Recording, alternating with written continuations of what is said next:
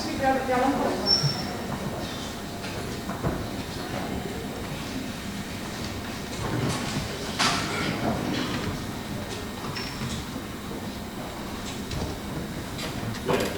Buenas tardes a todos y bienvenidos a este acto organizado por SACAB. Para aquellos que no nos conozcan, nosotros somos una asociación de jóvenes patriotas en defensa de la libertad ideológica de las universidades catalanas. Tras 6 años de incesante lucha contra el separatismo y el sectarismo del entorno asociativo, nos hemos consolidado como la agrupación juvenil patriota más grande de Cataluña. En el día de hoy hablaremos de las inminentes elecciones americanas. Intentaremos esclarecer hacia dónde se dirige. Nos llena de orgullo ver que la actualidad sociopolítica despierta tanto interés entre vosotros y sobre todo entre los más jóvenes.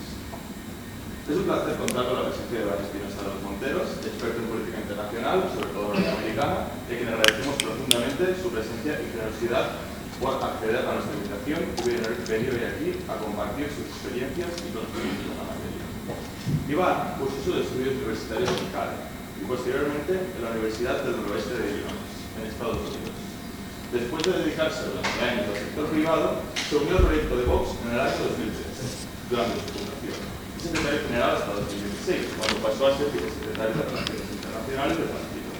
Más tarde, en 2019, fue elegido diputado en el Congreso de los Diputados y portavoz del grupo parlamentario, donde desempeñó una activa labor con importantes intervenciones en materia internacional, económica, de política fiscal, gasto público e inmigración. Pero el motivo por el que estamos hoy aquí es para hablar de las elecciones presidenciales que se van a celebrar en Estados Unidos el próximo 5 de noviembre. Y aunque parezcan que quedan muy lejos de nosotros o ser poco influyentes a nivel europeo, lo cierto es que nos afectan más de lo que pensamos, ya que los dos candidatos tienen políticas muy distintas a escala internacional. En estos comicios nos jugamos el devenir mundial, el devenir del mundo occidental, la estabilidad del panorama internacional y la relación entre Estados Unidos y la Unión Europea. Serán, de hecho, estas elecciones las que marcarán si la escalada bélica global, sobre todo en Ucrania y el Medio Oriente, sigue en auge o nos reencaminamos hacia un nuevo periodo de paz. Además, es importante destacar el impacto de las políticas internas que pretende aplicar cada uno de los candidatos, debido sobre todo a la gran influencia que la economía y los mercados estadounidenses tienen en el mundo, especialmente en Occidente. Sin más dilación, le paso a mi compañero Víctor.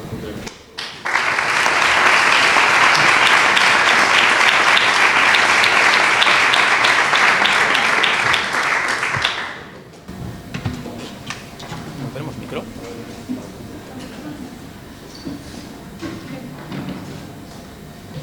Perdón, que con esto de entrar con las prisas y los últimos nos falta el micrófono.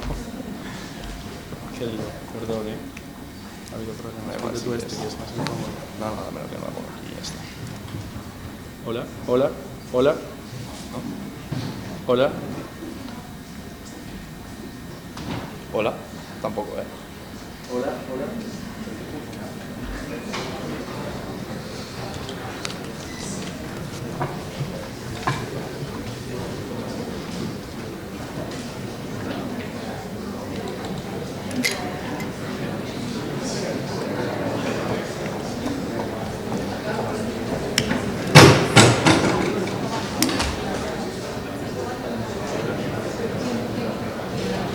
Hola. Problemas técnicos.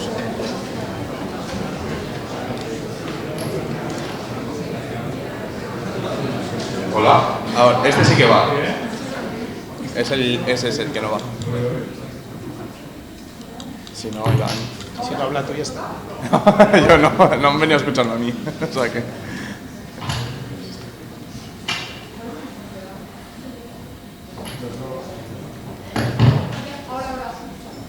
No, es él.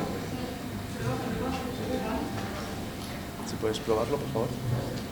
Sí, funciona seguro. ¿Se me oye al fondo? De acuerdo. Y yo, pues como tampoco tengo que hablar mucho, pues no es un problema. A ver ahora. ¿Hola? No, es el de él. Si no, no pasa nada, chicos. ¿Hola? Bueno. ¿Hola? No. Hola, sí, es el... No. No, lo vamos compartiendo. No, sí, da igual, sí, me van a escuchar.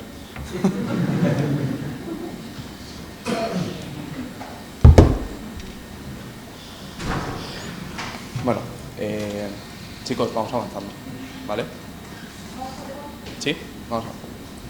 Vale, bueno, en primer lugar, muchas gracias. Buenas tardes a todos. Ya con todos los líos de la logística ya me lío. No sé si hay sitio, bueno, sentados por donde podáis. Creo que pocas veces hemos visto en Sacabat una aula tan llena por un acto nuestro, así que muchas gracias, Iván. Todos sabemos la importancia de estas elecciones, pero antes quiero hacer un pequeño inciso que justo lo hablábamos antes, y era que hoy, después de mucho tiempo, en la Universidad Pompeu Fabra no tenemos un scratch, y eso es de aplaudir.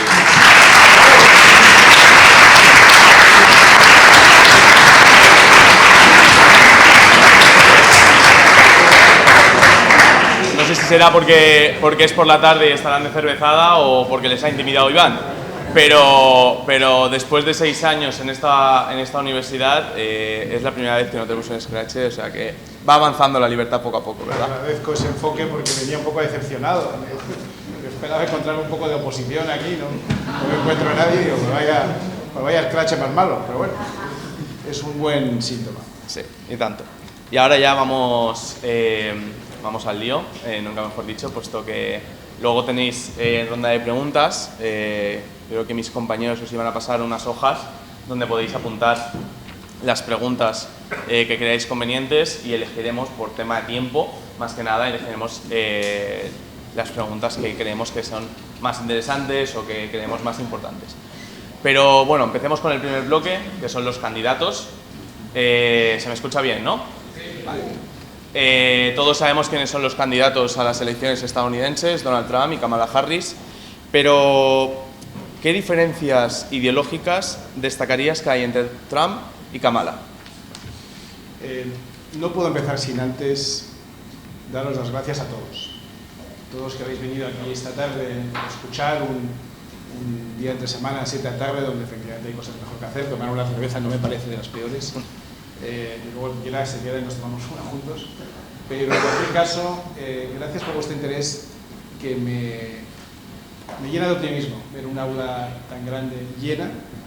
Creo que es muy buen síntoma. Y por supuesto, quiero que sepáis que para mí es un honor venir aquí a una charla organizada por Sacabat, porque creo que sois los más valientes de los valientes de España. Así que quiero felicitaros a todos y daros un aplauso a los que hoy levantáis la bandera de libertad en tierra a veces hostil. Así que un aplauso.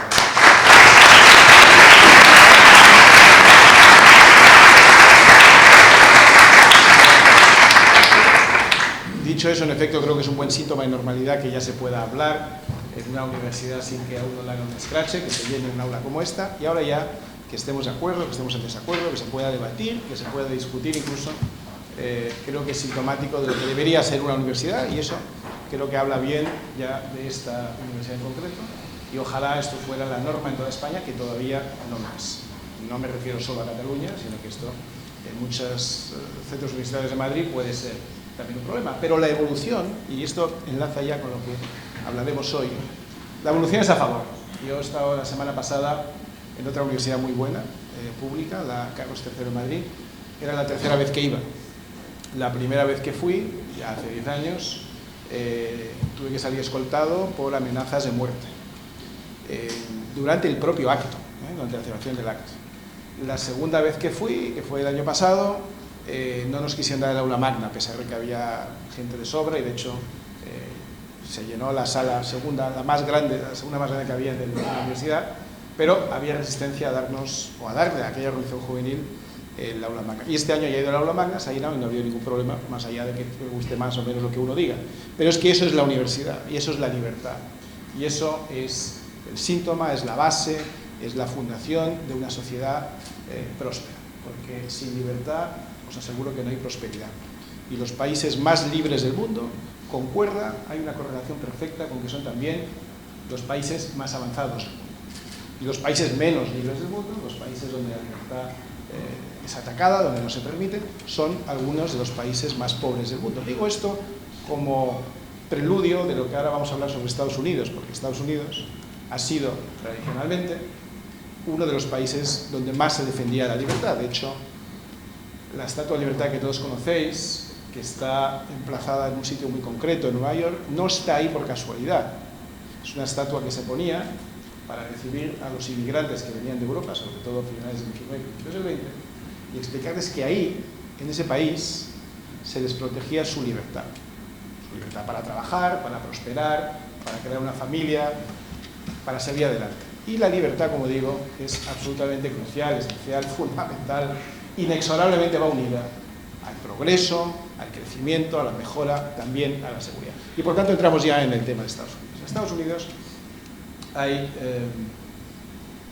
habéis titulado esto ¿hacia dónde se dirige Occidente? Y tiene sentido, porque en Estados Unidos las elecciones, hay gente que dice que se deberían votar globalmente, no solo en ese país, porque lo que sucede en Estados Unidos afecta muchísimo al conjunto, por supuesto a Occidente especialmente, Occidente del que formamos parte todos, pero también al resto del mundo. Y por tanto lo que ahí sucede tiene consecuencias de tipo global. Estas elecciones en concreto son de las elecciones más singulares, no voy a utilizar otra palabra, que yo he visto en mi vida. Llevo ya unos añitos siguiéndolas. Lo iremos viendo, pero son candidatos muy singulares, en circunstancias muy singulares, apoyados por partidarios y detractores, o apoyados por partidarios y criticados por detractores, absolutamente inesperables. Y además todo esto en un contexto que creo que define en general nuestro mundo de hoy, pero un contexto de incertidumbre. La pregunta más fácil para arrancar esta, o para clausurar esta charla es ¿quién va a ganar? Ni idea. Ni idea. Este es claramente un caso de lo que se llama too close to call. Lo que yo creo que veremos la noche electoral en Estados Unidos es que se tardará mucho, creo, se tardará mucho en saber quién ha ganado, porque va a estar muy apretado. Las encuestas que vemos en uno y otro lado fluctúan semanalmente, a veces lo hacen, como sabemos bien en España, en función de los intereses del periódico o del medio que las publica, pero creo que si somos, o que si son honrados los de los dos lados, los dos admitirán que esto está muy apretado. Por tanto, yo hoy no me atreveré a dar un pronóstico, no diré quién creo que va a ganar, porque la realidad es que no lo sé. Y entrando ya a los candidatos, como he sido político me enrollo mucho, pero ya se me está quitando. Entrando ya en los candidatos, efectivamente son dos candidatos muy distintos, muy distintos. Donald Trump es un candidato que para los españoles no, pero para los americanos es muy conocido desde hace muchos años. Él fue un tipo conocido sobre todo desde los años 80 por ser un promotor inmobiliario en Nueva York. Nueva York sabéis que es una ciudad muy particular dentro de Estados Unidos, no es representativa de lo que es el conjunto por muchos motivos. Es una ciudad donde digamos que los personajazos pues tienen mucho impacto, y Donald Trump fue en los 80 y los 90 un personajazo, un representante de un estilo excesivo, donde todo aquellos años 80 y 90, donde había un crecimiento brutal, donde se ganaba mucho dinero, donde había mujeres muy guapas, donde se exhibía mucho la riqueza, ¿no? Y él ha sido siempre, por eso, un personaje muy conocido en Estados Unidos, primero desde el punto de vista social, ya no hablo como empresario, sino que su matrimonio, su divorcio, su segundo matrimonio fue lo que le hizo realmente muy conocido. Y tuvo operaciones inmobiliarias que le fueron muy bien, y luego muy mal, y luego quebró, y luego refinanció, y luego volvió. Y todo eso le dio entrada a un programa de televisión que realmente creo que es un punto de inflexión para que los estadounidenses le lleguen a conocer casi como si fuera una familia, que fue un show llamado El Aprendiz, The Apprentice, donde durante varios años, era un concurso, durante varios años salía en el C, creo que era una vez por semana, donde chicos jóvenes, ya graduados, disputaban la posibilidad de ser un interno, un becario que trabajara con Trump. Y entonces iban poniendo pruebas, decían, pues sal ahora mismo al mercado y vende este kilo de naranjas, a ver quién lo vendía mejor, o quién conseguía cualquier tipo de reto que le siga poniendo. Esa posición de estar detrás de una mesa juzgando, como el presidente de una gran empresa que tenía un rascacielos, que tenía... trasladó a los americanos una imagen de un triunfador sobre todo en lo económico, pero un triunfador al fin y al cabo, que fue lo que luego él utilizó, eso y su conocimiento del medio, de la televisión, para llegar a presidente de Estados Unidos. Digo todo esto para explicar que Trump es una persona muy reconocida, para bien y para mal, muy conocida desde hace muchos años. En contraste con Kamala Harris. Kamala Harris es una mujer mucho menos conocida, a pesar de que lleva toda su vida en la función pública, no ha trabajado nunca en el sector privado. Ella estudió Derecho y es la hija, por cierto, de dos inmigrantes, pero de dos inmigrantes, como diríamos, muy cualificados, muy sofisticados. Su madre es una bióloga de reconocidísimo prestigio, su padre un profesor de economía también muy conocido, y ha vivido en ambientes universitarios toda su vida, en varios sitios, pero vivió sobre todo entre Stanford y Palo Alto, Stanford, California, que es donde está probablemente la mejor universidad del mundo en temas de tecnología, Palo Alto, que es donde están las empresas que muchos conocéis, donde empezaron muchas empresas de tecnología también. Es decir, que ha vivido siempre en un mundo, por un lado, académico y por otro, bastante privilegiado. Y a pesar de eso, ella se presenta por el Partido Demócrata como la representante de la izquierda.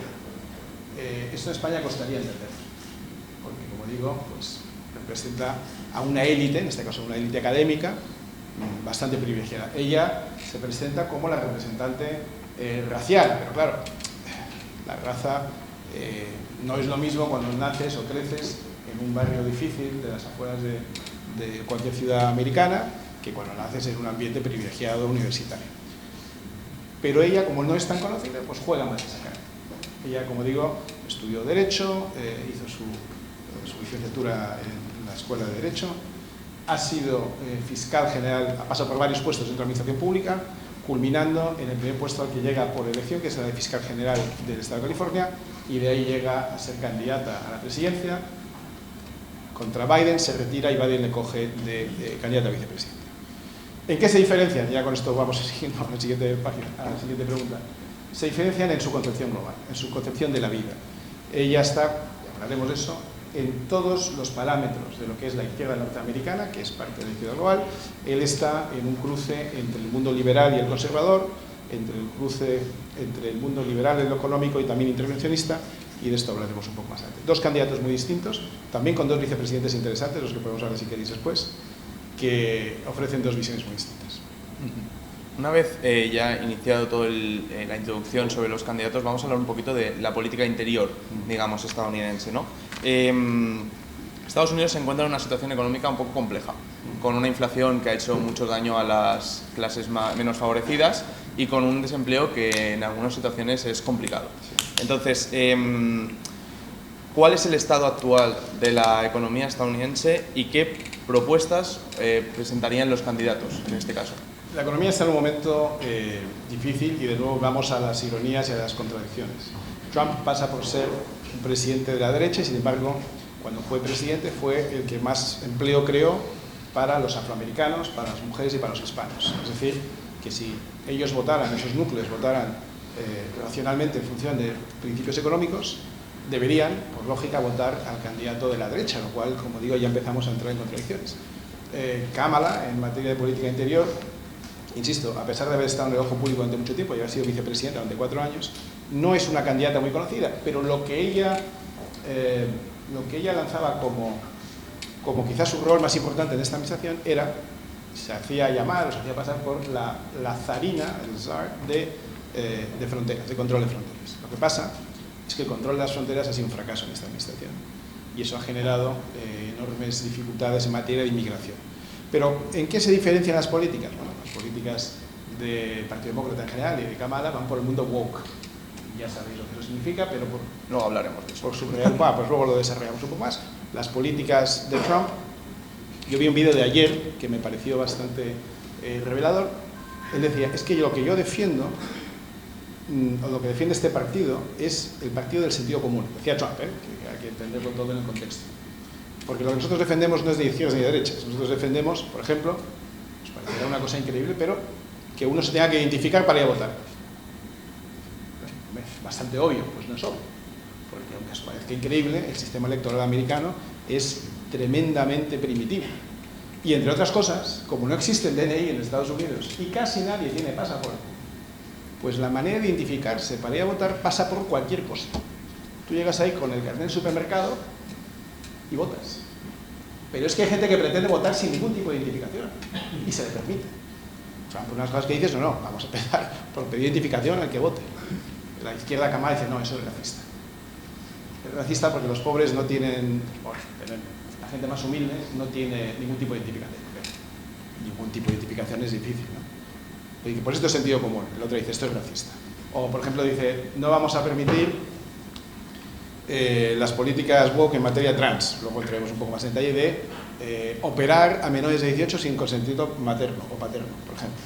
La otra dice, eso es transfobo.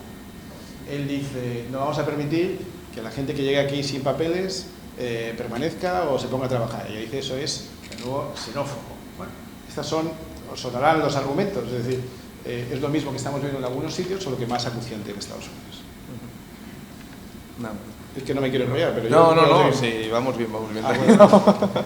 No, sí que tenemos ese tiempo, como te he comentado antes, pero sí, tranquilo, no hay ningún problema. En relación a la economía también va el tema de la inmigración. Sí. En Estados Unidos está siendo un tema de mucha discusión. Existen varias ciudades donde las bandas de inmigrantes, sobre todo inmigrantes ilegales latinos, las han tomado completamente. Tú comentabas antes las afueras de algunas ciudades, Detroit, por ejemplo, es una muy conocida, que proponen ambos candidatos, a lo mejor Kamala seguir en los pasos de Barack Obama, o qué pretende hacer en este caso. Has dicho bien, aunque ella es la vicepresidenta de Biden, ella no habla de Biden, porque la izquierda más o menos admite que esta legislatura, vamos a decir que pasa en blanco. No pasará a la historia por nada especialmente bueno y por nada especialmente malo. Han sido 4 años de transición hacia otra cosa que todavía no sabemos lo que es. Pero la inmigración tiene que ver con la economía también, y efectivamente. Una de las cosas que propone Trump y que acusa a Kamala, por poner el juego al revés, es yo protegeré las fronteras y me aseguraré que todo el que venga aquí venga de manera legal o sea deportado. Y usted, que ha sido, según usted, la zarina, la responsable de fronteras, es también la responsable del flujo migratorio descontrolado que ha habido aquí en estos años y que ha traído pues, delincuencia a ciertos barrios. Es verdad que en Estados Unidos el tipo de inmigración que llega es ligeramente distinta de la que tenemos en Europa, por 2 motivos. Primero, porque viene sobre todo, no exclusivamente, pero sobre todo de América Central y algo de América del Sur. Y eso quiere decir que los que llegan tienen una civilización, entendedme bien, pero vienen de una civilización, no hablo de religión, hablo de una civilización con una serie de valores, con una serie de amueblamiento en la cabeza, una serie de valores en la cabeza, que se parecen a los de los Estados Unidos, que son esencialmente cristianos. Insisto que hablo de civilización, no estoy hablando de religión. Y la segunda cosa es que los que llegan, normalmente llegan sabiendo que para sobrevivir van a tener que trabajar, porque en Estados Unidos el sistema social es mucho menos generoso de lo que tenemos en Europa. En Europa tenemos un sistema social que acoge, que está diseñado para acoger a aquellos que tienen mala suerte en la vida, que les ha ido mal, que no tienen trabajo, que tienen algún problema, pero es también un sistema tan generoso que atrae a cierto tipo de inmigración que entiende que eso es una forma de vida. Y no es que intente llegar a trabajar y como no lo encuentra entonces acabáis, sino que va directamente saltándose el paso intermedio a buscar ese tipo de subsistencia. En Estados Unidos no, porque no existe. Bueno, digo no existe, es un poco más débil, es un poco menos nutrido que no. Entonces el tema de inmigración sí es un tema problemático porque para Trump la inmigración lo que está haciendo es quitar los trabajos a los trabajadores americanos o, yo creo que sería más acertado decir, está reduciendo el salario, está reduciendo los ingresos de los trabajadores americanos. Y esto enlaza también con sus medidas proteccionistas, que en economía no lo hemos tratado mucho, pero Trump trae una combinación de medidas liberales con medidas proteccionistas que es lo contrario. Por eso digo que estas elecciones son muy peculiares, son muy singulares. No es que Trump sea el defensor del liberalismo salvaje y camarero, no. Trump trae algunas medidas liberales, pero trae otras tremendamente proteccionistas e intervencionistas. Proteccionismo de la frontera, por supuesto, pero también de las importaciones. Trump trae unas medidas decididamente contrarias a la competencia china. Un liberal lo justificaría, la única manera de justificarlo sería decir que las tarifas a la importación de productos chinos están justificadas porque están, digamos, subvencionadas en origen.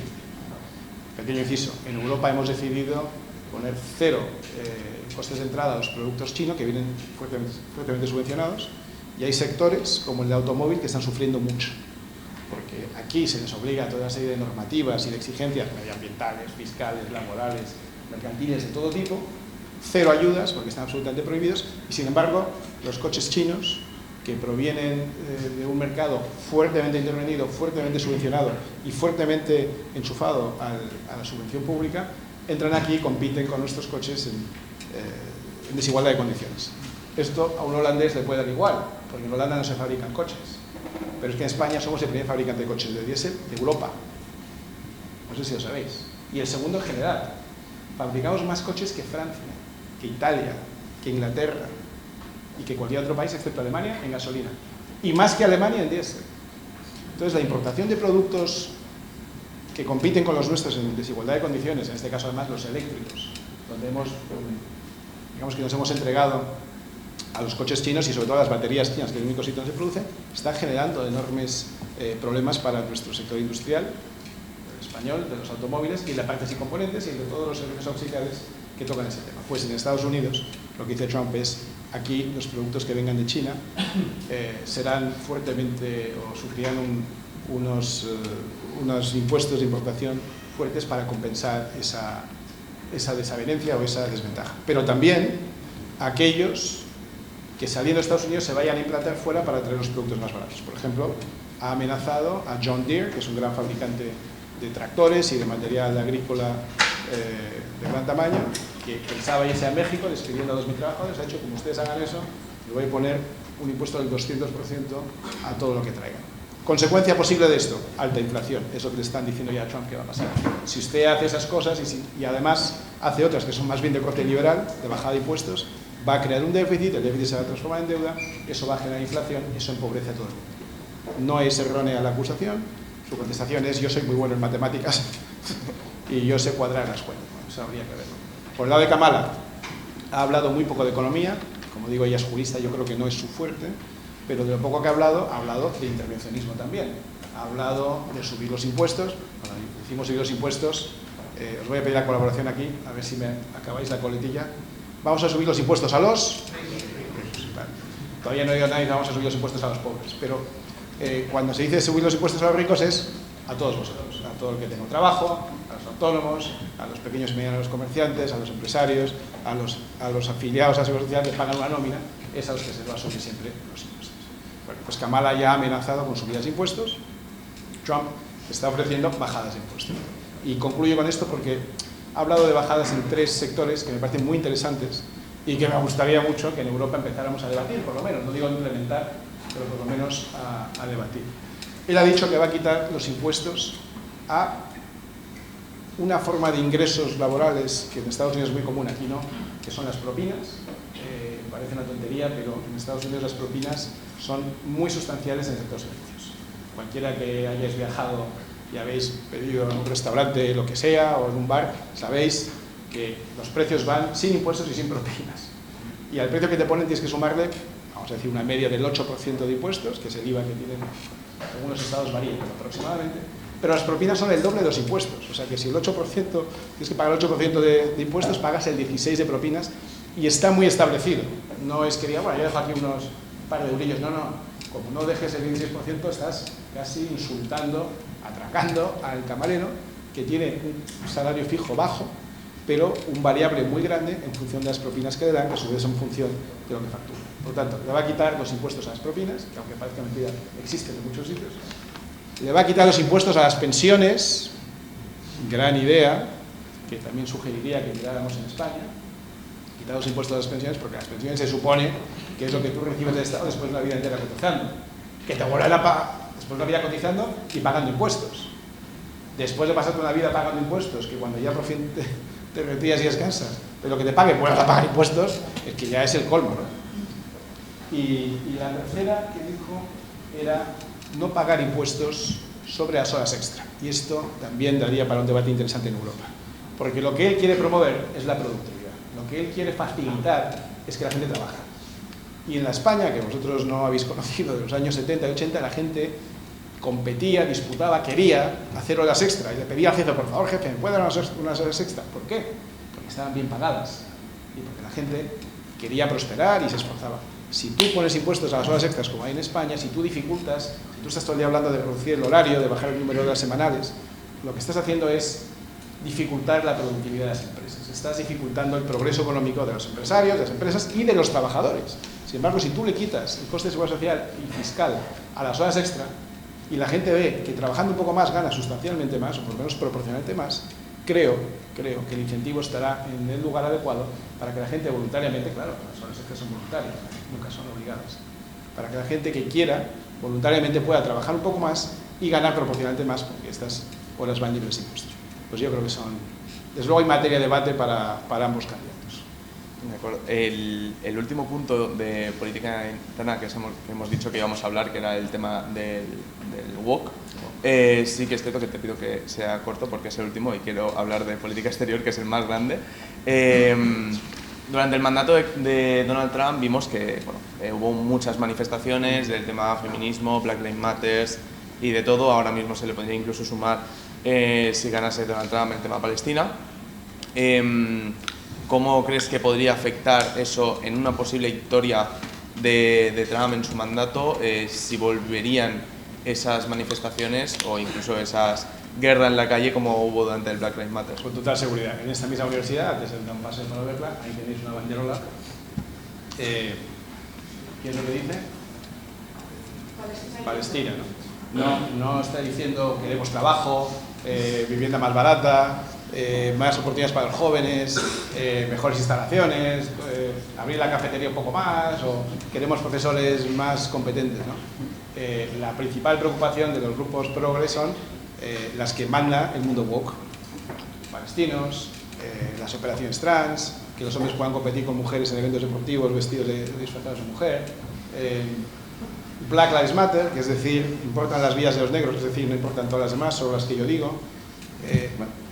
El neofeminismo, que es vengativo, ¿no? Es decir, que no se trata de equilibrar, como sería lógico, los derechos y obligaciones de hombres y mujeres en circunstancias parecidas, sino de hundir uno y poner el otro por encima. Bueno, todas estas políticas que vienen de ese mundo progre, de ese mundo de izquierda, ese mundo woke, que hacen mucho daño. Incluso yo creo que algunas de ellas hacen tanto daño o más que las que pretenden equilibrar, en teoría, las que teóricamente quieren equilibrar. Eso es lo que va a florecer si gana Trump. Si gana Kamala, por supuesto el mundo es maravilloso, serán todos fuertemente subvencionados y se callarán, que es un poco lo que pasa aquí. Vosotros no os acordaréis, pero cuando gobierna la derecha, los sindicatos salen a la calle, paralizan las ciudades, las protestas son infinitas. Cuando gobierna la izquierda, aunque las condiciones sean peores, como ahora, no veréis una manifestación, no veréis un sindicato. Bueno, sí, veréis manifestaciones como las de este fin de semana, que son buenas, que es el gobierno manifestándose contra el gobierno. Y además con el puño en alto: no pasa nadie, pero si sois vosotros, ¿cómo no lo vais a pasar? ¿No? Bueno, pues esto es lo que veremos en Estados Unidos. Si gobierna la izquierda, todo es maravilloso. Si gobierna Trump, grandes manifestaciones, porque se acaba la democracia, se acaban los derechos y libertades, el mundo muere y todo es culpa de Trump. Y eso es lo que veremos sin ninguna duda. Bueno, ya como último bloque vamos a pasar a hablar de política exterior, de cuestiones como hemos hablado un poquito más de economía internacional, cuestiones de Venezuela, bloque de las guerras frías. Pero en primer lugar vamos a hablar de que, ya lo has comentado un poco, ¿no? El tema del proteccionismo estadounidense actualmente en la economía. ¿Cómo puede afectar una llegada de Trump a sus relaciones económicas con Europa, pero sobre todo especialmente con España? Bueno, la llegada de cualquiera de los dos puede perjudicar a la economía española si se toman las medidas inadecuadas. Y muy especialmente al sector agrícola, que es donde Trump parece que quiere proteger. Trump habla mucho de proteger el campo americano, y yo creo que eso puede tener sentido cuando quieres protegerlo, como digo siempre, de competidores que parten de bases injustas comparadas con los tuyos. Es decir, lo que le pasa a España con el producto que viene sobre todo de África, que tú al campo español le obligas a regulaciones, por lo mismo, laborales, fiscales, de medio ambiente, de igualdad, de igualdad, que es que en el campo, como no tengas un porcentaje de mujeres cogiendo aceituna, te meten un paquete, ¿no? Y luego, por supuesto, pues los sanitarios, unas condiciones, una exigencia elevadísima. Y esos productores tienen que competir con esas restricciones, tienen que competir, digo, con productos que vienen de otros países que no cumplen ninguna de ellas, y que llegan aquí y compiten, en teoría, en un libre mercado. Pero claro, eso no es libertad de mercado. La libertad de mercado sería que todos compitiéramos en igualdad de condiciones. Es decir, sí, usted puede traer aquí sus naranjas de Sudáfrica, o puede traer aquí sus kiwis de donde vengan, siempre y cuando hayan cumplido las mismas condiciones que los productores. Trump lo que dice es, el campo americano lo vamos a proteger y eso es un riesgo sin duda para la agricultura española. Si gana Kamala, hay riesgos también de muchos tipos. Y entramos ya en temas de política exterior también, ¿no? Bueno, sobre todo el tema de economía, y luego si quieres desarrollamos el resto de temas. El riesgo mayor de que gobierne Kamala es que se dispare el gasto público, que es una cosa que la izquierda suele hacer, generando un déficit cada vez mayor, generando una deuda cada vez mayor, eso es lo que le acusaban a Trump, y generando por lo tanto una inflación que sea, la inflación sabéis que es el impuesto a los pobres, es la manera de que la gente que tiene unos ingresos limitados vea cómo cada vez vale menos su dinero. Si la inflación de este año es un 5%, quiere decir que este año, con el mismo dinero que tenías el año pasado, puedes comprar un 5% menos de cosas. No es que nadie te lo esté quitando, no es un impuesto ni directo ni indirecto, es un impuesto invisible. Pero la inflación perjudica sobre todo a las clases medias y a las más humildes. Por lo tanto, el riesgo, sobre todo para Estados Unidos, es que se dispare la inflación, eso tendrá su efecto en los tipos de interés y eso nos puede también, afectar a todos. Hablando de la economía, claramente va ligada a las guerras. Y hoy en día en nuestro alrededor tenemos dos guerras principalmente. Ucrania, Trump ha dicho que puede finalizar esa guerra en semanas, que puede poner un acuerdo sobre la mesa y obligar a ambas partes a ceder. Y por otro lado, se ha manifestado muy pro-Israel en el conflicto de Palestina, digamos, y ahora también del Líbano. ¿Cómo puede afectar esa llegada y cómo puede conseguir aquello que promete? Bueno, un par de observaciones antes de empezar, porque en el caso de Trump tenemos ya unos antecedentes, ya ha sido presidente 4 años, y se da la circunstancia de que durante esos 4 años no se ha producido el inicio de ninguna guerra. Es la primera vez en 30, 40 años que durante un mandato presidencial no se inicia ningún conflicto armado por parte de Estados Unidos. Por el contrario, podemos decir que mientras él ha sido presidente, pues se han evitado otros posibles conflictos. ¿Cuáles? Pues el conflicto entre Rusia y Ucrania no es de estos últimos 2 o 3 años, viene de más atrás. De hecho, ya hubo una agresión o invasión, o como queramos llamarlo, años antes de que llegara Trump. No pasó nada durante la época de Trump y desde que se ha ido, pues efectivamente se ha disparado el conflicto entre Rusia y Ucrania, que él dice que solucionaría rápidamente. Yo creo que es posible, no sé, no me atrevo a entrar en cómo lo haría exactamente, pero sí creo que es capaz de acabar con ese conflicto. Y luego está el conflicto de Oriente Medio, que tampoco saltó por los aires durante su época, y sin embargo ahí, digamos que 2 ideas. Primero, Trump es muy pro Netanyahu, Kamala no es pro Netanyahu, pero no es anti-Israel. Nadie en Estados Unidos se atreve a ser anti-Israel por muchas implicaciones que eso tiene. Kamala podrá ser más exigente con Netanyahu, pero no va a ser nunca anti-Israel.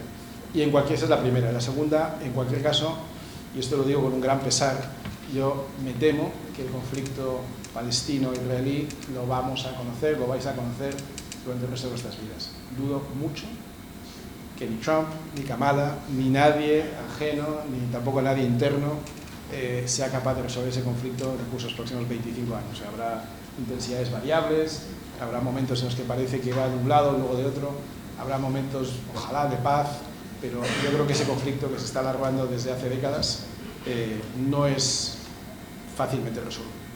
Pero hay un tercer conflicto que es muy preocupante, del que casi nadie habla. Es verdad que no se ha desatado todavía, pero que es potencialmente un gran riesgo para todos, que es la posible invasión de Taiwán por parte de China. ¿Por qué digo que es un conflicto delicado y nos puede perjudicar a todos? Taiwán, como sabéis, es una isla al sur de China, que formaba parte de la China original. De hecho se sigue llamando, técnicamente ellos se consideran a sí mismos, son chinos de hecho, ¿no? Se considera la República de China, mientras que la otra es la República Popular de China. Taiwán es un país que era, y esto también nos debería servir de reflexión, rematadamente pobre, cuando yo tenía vuestra edad, y en el curso de los últimos 25-30 años se ha convertido en una de las principales potencias del mundo en renta per cápita. ¿Cómo lo han hecho? Si os digo a Taiwán, ¿alguno sabe cuál es el principal producto que se produce en Taiwán? Microchips. Pero ahora lo están llevando a Europa ahora, en Alemania y Holanda. Efectivamente, como notan que hay un enorme riesgo de invasión, los microchips las fábricas de microchips están pensando si salen al exterior. Pero salir al exterior es muy difícil, porque requiere unas condiciones que en Taiwán se han dado. Y yo os resumo muy rápidamente porque creo que es interesante. En Taiwán en los años 80 se le pide a un individuo, a un chino, residente de Estados Unidos, muy inteligente, que había trabajado en varias compañías tecnológicas, sobre todo en Intel. Intel era el monopolista del mundo de los microchips en los años 80. Se le pide que trace un plan para convertir un país subdesarrollado en el país más avanzado del mundo en la creación de tecnología. No sé si nos damos cuenta de lo que os estoy diciendo. Pensad un país subdesarrollado de hoy, no quiero señalar ninguno, pero pensad en alguno, y proponedle que en 25 años sea el país más avanzado del mundo en tecnología. ¿Eso cómo se hace? Pues solo se ha podido hacer con una concienciación nacional de tener un objetivo común, que era salir de la pobreza y convertirse en un líder tecnológico, compitiendo con otros que estaban décadas por delante, en esa época, especialmente Japón. Japón era en los 80 el líder tecnológico mundial. Competir con Japón parecía imposible. Y solo se pudo hacer cuando un país entero se puso un objetivo de trabajar en esa dirección y educación. Cuando digo educación no digo estudiar a lo bestia, poner un país entero a estudiar, crear las mejores facultades de ciencias, de informática, de tecnología, de ingeniería, y de ahí que cada año vayan saliendo primero docenas, luego cientos, luego miles de ingenieros superiores, tecnológicos, industriales, que han ido desarrollando la industria hasta primero alcanzar a Japón, algo impensable en esa época, y luego dejarla atrás, y hoy convertirse en el monopolio de los microchips. Bien, lo digo porque estando en una universidad, creo que es interesante reflexionar sobre la capacidad, el potencial de la educación para sacar adelante un país. Los países no salen adelante porque tengan recursos minerales o tengan riqueza o petróleo o gas. Estamos hartos de ver países ricos en recursos naturales y pobres como Venezuela o tantos otros. Los países salen adelante cuando tienen a su gente bien formada, cuando sus estudiantes son objeto de una formación exigente, cuando avanzan, cuando investigan, cuando la formación, como digo, cuando la educación se pone al servicio del crecimiento de un país y hay una meta común. Eso ha sido Taiwán. Y por último, y eso tiene que ver con Estados Unidos también, entonces si se invade Taiwán, el riesgo para todos vosotros es que no os podéis imaginar. Si se detiene la fábrica de microchips, se acabaron los móviles, los coches, los microondas, en fin, colapsaría el mundo. ¿Es un poco exagerado? No. Colapsaría el mundo tal y como lo conocemos si se invadiera Taiwán y se paralizaran las fábricas de chips. No creo que eso vaya a suceder, pero es un riesgo. ¿Y por qué es un riesgo?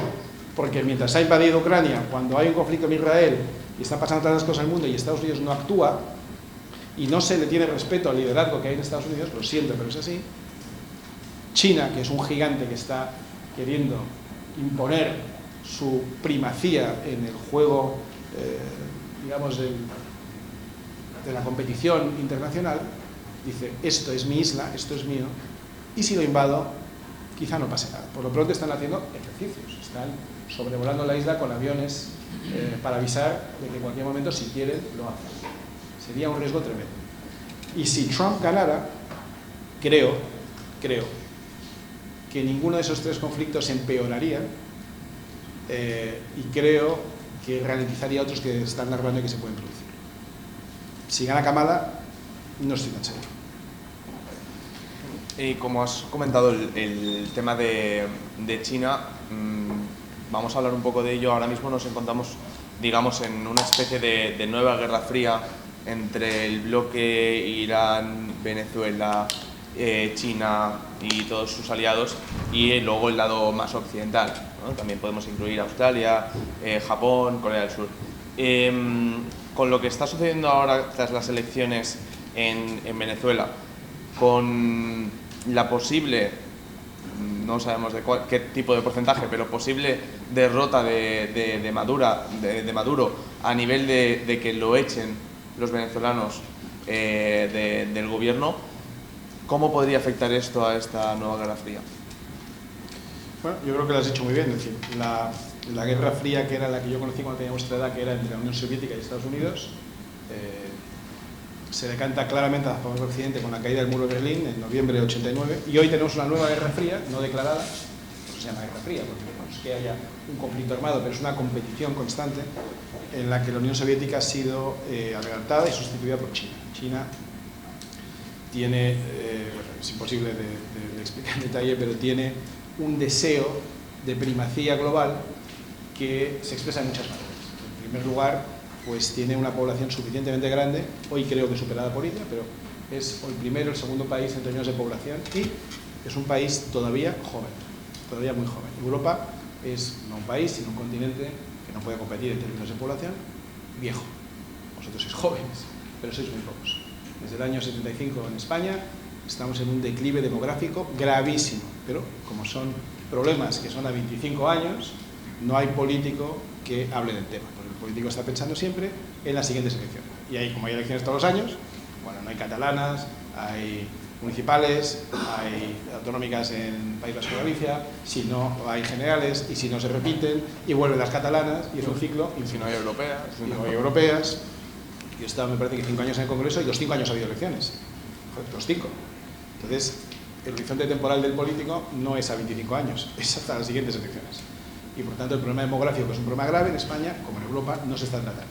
Conclusión, somos un continente de viejos, somos de mayores, somos un continente que acabará siendo un museo, porque ha sido, fuimos, aquí hubo, ¿no? Grecia, Roma, la civilización, Occidente está muy bien, pero acabaremos siendo un museo. China está disputando la primacía global en materia económica, en materia demográfica y, por supuesto, en materia militar, porque el poder de verdad se demuestra con tu capacidad de defensa. Por cierto, las relaciones exteriores son función de tu capacidad de defensa. Si tú puedes poner la sexta flota en cualquier punto lejano de Estados Unidos en cuestión de 24 horas y controlar el paso de un estrecho o una costa o todo un continente, pues eso significa que tienes bastante poder. Estados Unidos lo tiene. Pero es que China lo está desarrollando también y por tanto el conflicto, no digo conflicto armado, pero la competencia entre las dos superpotencias es clarísima. Por cierto, es parte de las elecciones americanas, como se decía con el caso de Trump, que es muy explícito en su oposición a que China acabe invadiendo Estados Unidos.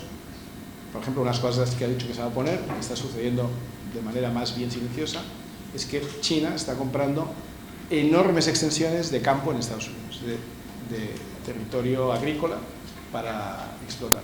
Pues Trump se opondrá y prohibirá que los chinos compren granjas o extensiones agrícolas. Bueno, este es el tipo de conflictos que de una manera u otra vamos a ir viendo en los próximos meses. Esto los chinos ya lo han hecho en Australia. La mayoría de las granjas en Australia están gestionadas por chinos. Sí, bueno, también lo hemos visto en África, ¿no? Por ejemplo, tienen varios puertos, tanto militares como civiles, que son... China lo que ha hecho en África y en muchas partes de Hispanoamérica, es decir, tu país africano, aquí te haría falta un gran puerto. Y dices, hombre, ya, pero esto cuesta 800 millones de dólares. Te lo hago yo, ya me ocupo yo. Y te ordena y te organiza un puerto. Y luego dices, bueno, este puerto está muy bien, pero haría falta una carretera para que el producto que venga aquí en containers se pueda distribuir. Y entonces el otro dice, bueno, pues son 3.000 millones, ya te lo hago yo. Y te lo hace el chino. Y luego te dice, bueno, pero es que aparte del puerto y la carretera, hará falta seguramente pues unas plantas energéticas o unos puentes, unas infraestructuras que ya te lo hago yo. Pero claro, cuando te hace el puerto y te hace autopista y te hace una central eléctrica y te da infraestructura, lo siguiente que te dice es, por cierto, por este puerto lo que va a entrar es mercancía china, no nos vayamos a equivocar. Aquí no va a entrar mercancía europea o norteamericana, y por estas carreteras lo que va a transitar son coches chinos. Y estas centrales eléctricas que vamos a producir se producirán con material chino.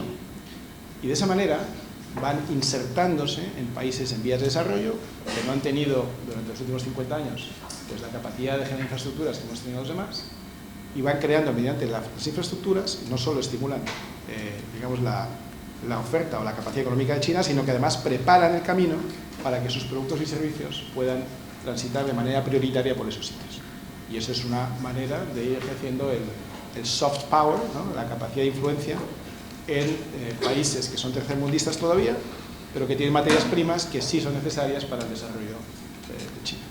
Yo tenía una última pregunta y es, antes de pasar a la pregunta de aquí, de los que nos están viendo, de los que te están viendo, porque a mí no... en cuanto a hoy justamente la guerra de Ucrania, hoy justamente Zelensky ha comentado sus limitaciones para ganar una guerra, ¿no? Ha comentado que lo que necesita es, aparte de una aportación económica masiva tanto de Europa como de Estados Unidos, también ha solicitado una invitación formal a la Unión Europea y a que la OTAN defienda o al menos o el cielo o lo que viene siendo el territorio ucraniano. ¿Crees que con uno de los dos candidatos se puede dar esta situación? Yo creo que si gana Trump lo va a tener más difícil. Una de las cosas que Trump ha dicho que va a hacer es incorporar a su gobierno a Elon Musk en un puesto de eficiencia, ojalá habláramos esto en España, de racionalización y eficiencia del sistema administrativo público americano. Es decir, traer un empresario, pero un empresario cualquiera, sino un tío que, llevándole la contraria a todo el mundo, incluidos los astronautas, ha creado la competencia de la NASA y lo hace mejor y más eficiente. Porque la NASA, que es la Administración Aeronáutica del Espacio americana y que es la gran responsable de todos los avances científicos desde los años 60, por cierto, gracias a la Guerra Fría, donde competían para ver quién llegaba antes a la Luna, se ha quedado bastante atrás. Y llega un tío y es capaz de competir con una agencia espacial de una nación como Estados Unidos y hacerlo mejor. Esta semana, como ha lanzado un cohete que ha sido capaz de no solo lanzar al espacio, sino también devolver el booster, o sea, el motor que le da más energía, llega y lo recoge con un brazo y lo recicla. Si hubiera sido la NASA, lo hubiera tirado al fondo del océano con un paracaídas y vuelve a empezar, porque el dinero público, como dijo Carmen Calvo, no es de nadie. Bien. ¿Por qué menciono esto? Porque Elon Musk es el que está dando cobertura a Ucrania, a Zelensky, en todas sus comunicaciones gracias a Starlink, que, como sabéis, es el sistema satelital que tiene en órbita y que provee wifi securizado para las tropas ucranianas. Si Trump llega al poder, Elon Musk está con él y Trump le dice a Zelensky, vamos a ir terminando esta guerra, pues yo creo que Zelensky lo tiene un poco peor, porque quizá no reciba toda la ayuda que está pensando que tiene que recibir. Lo que pasa es que también creo que Rusia tendrá que ceder en algunos aspectos, porque si no, Trump no la apoyará de esa manera. Así que el conflicto de Ucrania es posible que acabe, si gana Trump, es posible que acabe más pronto que tarde, pero no necesariamente como, creo que no necesariamente como le gustaría a Zelensky.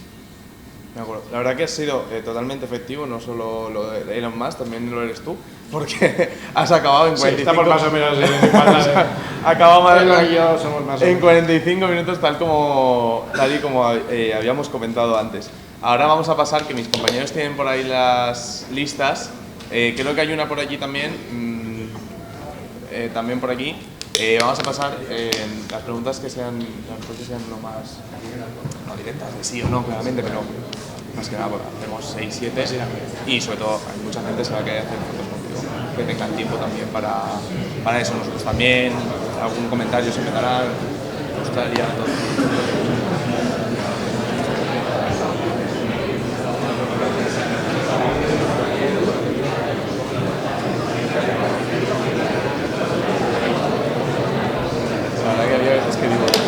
Está contestando una pregunta que le voy a hacer luego. Ya, es que...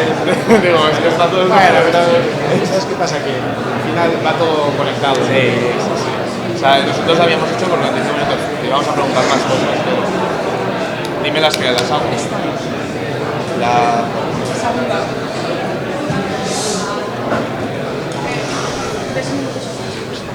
Sí.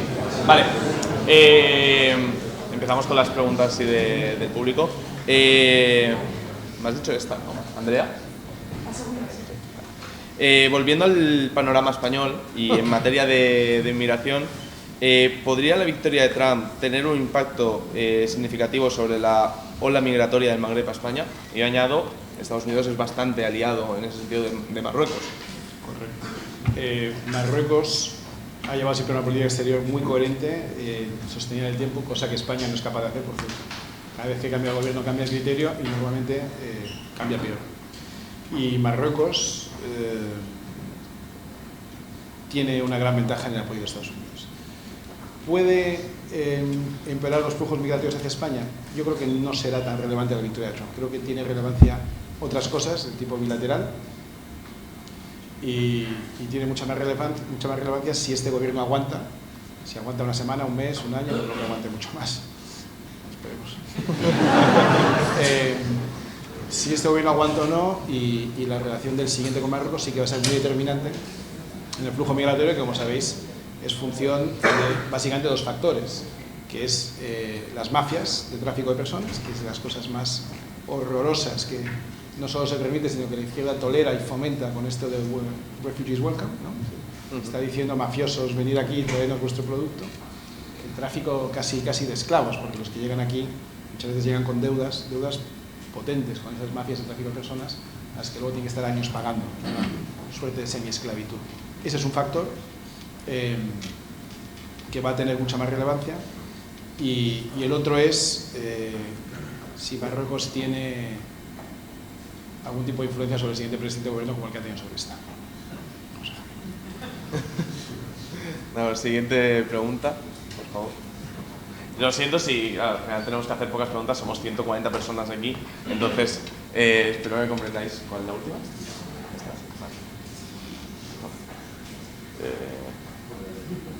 La cosa está en la letra también. Como americano que soy, cuando hablo con europeos no puedo creer de que cómo puede o por qué quiero estar o por qué quiero votar por Trump. ¿Por qué crees que los europeos creen que Trump es de extrema derecha? Bueno, porque aquí de Felipe González de la derecha somos todos de extrema derecha. Pero que no es broma, que es que a Felipe González le han escachado en la universidad porque era de extrema derecha. A partir de ahí imagino que sois vosotros. Si Felipe es de extrema derecha somos todos.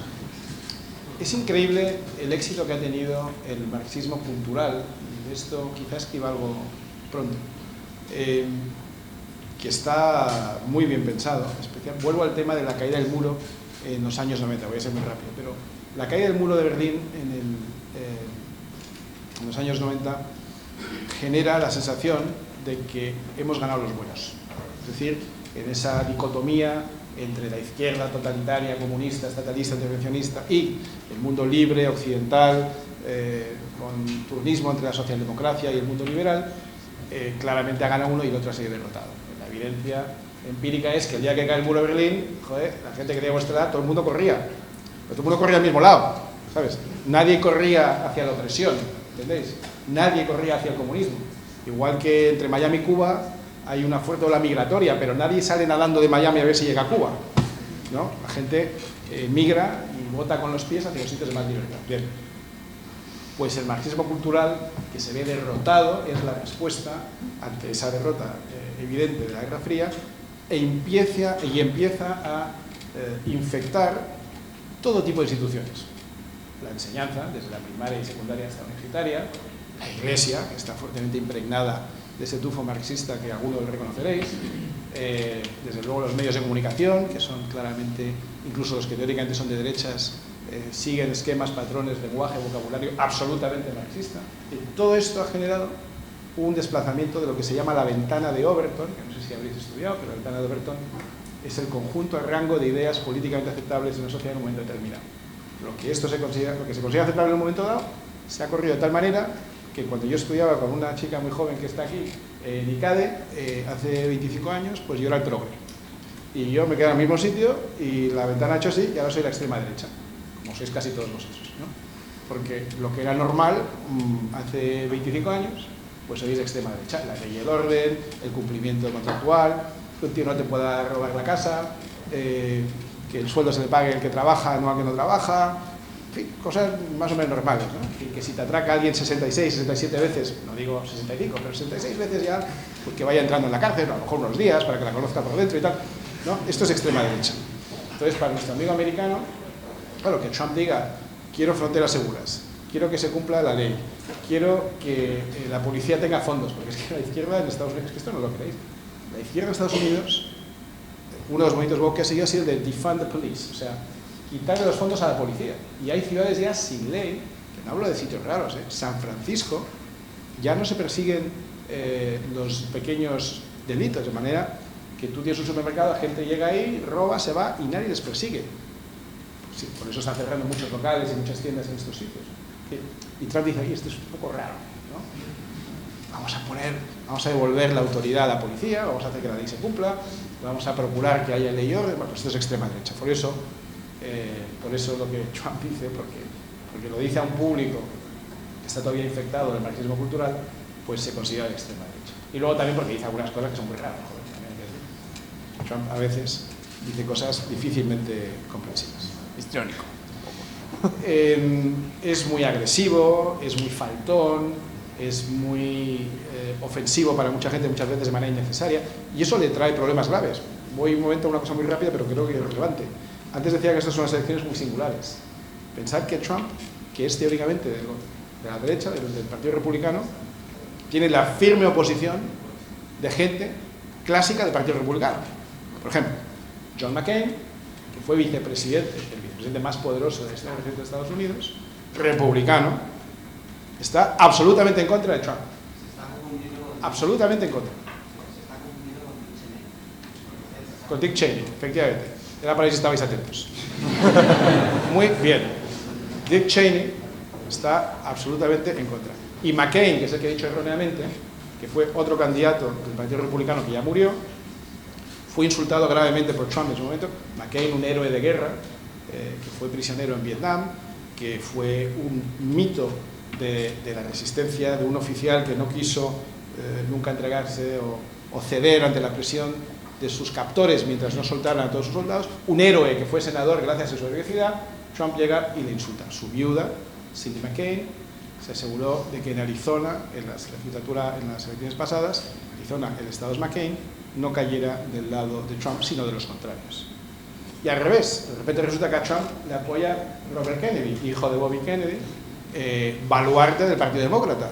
Entonces, esto es muy loco, o sea, es que realmente es muy difícil entender los cruces, ¿entendéis? O sea, que por eso he dicho al principio, son las elecciones muy singulares, no son dos frentes alineados claramente diferenciados, donde uno es la ultraderecha, el otro es el progreso y la democracia, no, o sea, es que está todo muy imbricado, es un poco complicado y no fácil de entender. Siguiente, lo que también hace muy bien Time, tengo que decirlo, es bailar. O sea, tiene un ritmo en ese sentido que tiene... No lo repliques. Me iba para allá, antes. Pero en la siguiente pregunta, ¿qué postura crees que debería adoptar España con Israel?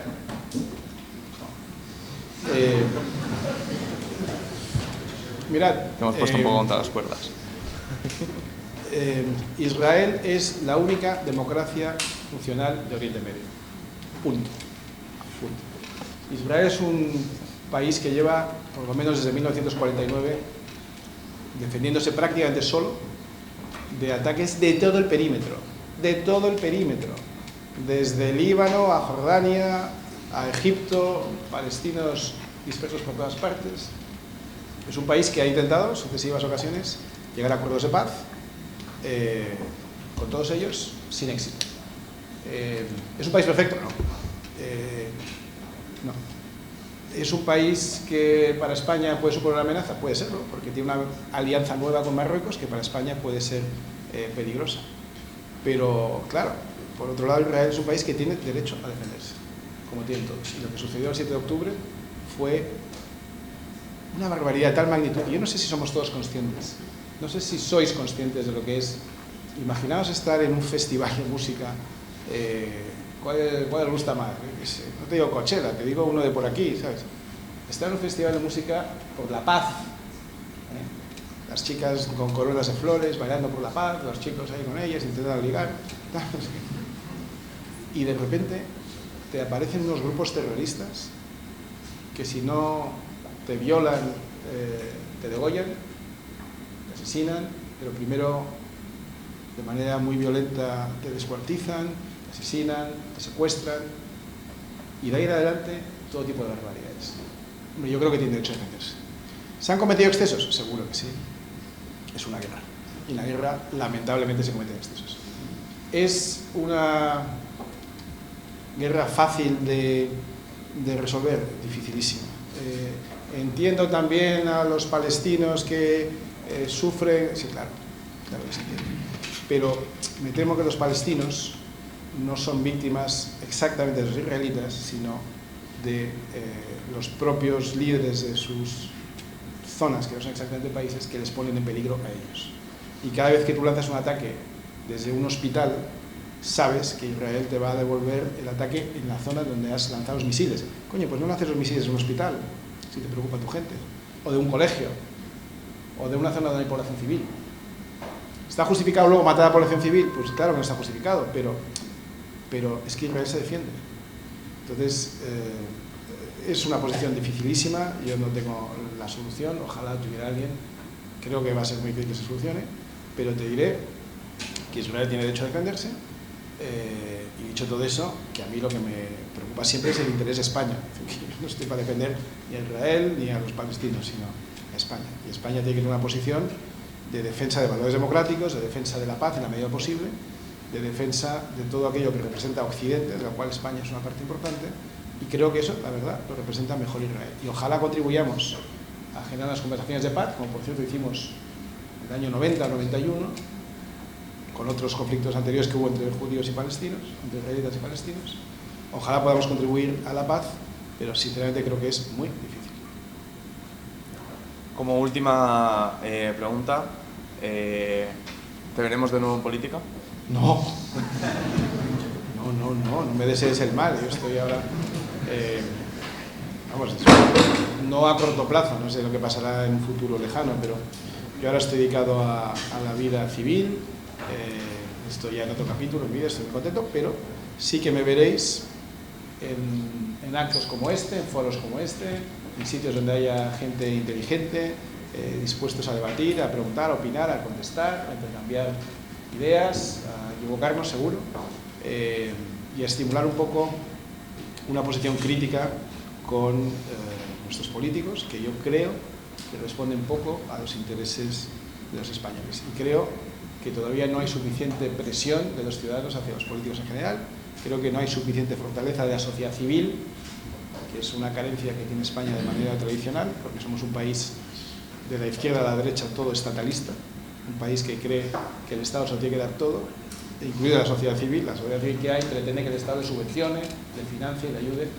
Yo creo mucho más en cosas como esta, yo creo mucho más en entidades como Sacabat, que no recibe dinero público, aunque seáis unos jóvenes estudiantes, pues me encantaría pensar que sois capaces de encontrar fondos para subsistir y no depender prácticamente de ninguna entidad pública, porque entonces la dependencia se convierte en, no digo sumisión, pero en ponerte en una posición de dependencia también funcional, jerárquica. Creo mucho en la sociedad civil, creo mucho en organizaciones como la vuestra, creo mucho en los rebeldes universitarios que sois vosotros, seguramente, me imagino, porque vuestro entorno no será fácil venir a una charla como esta. Y de eso sí que me vais a ver, sí que me vais a ver defendiendo primero las ideas de la libertad y siempre a España. Muchas gracias. Muchas gracias.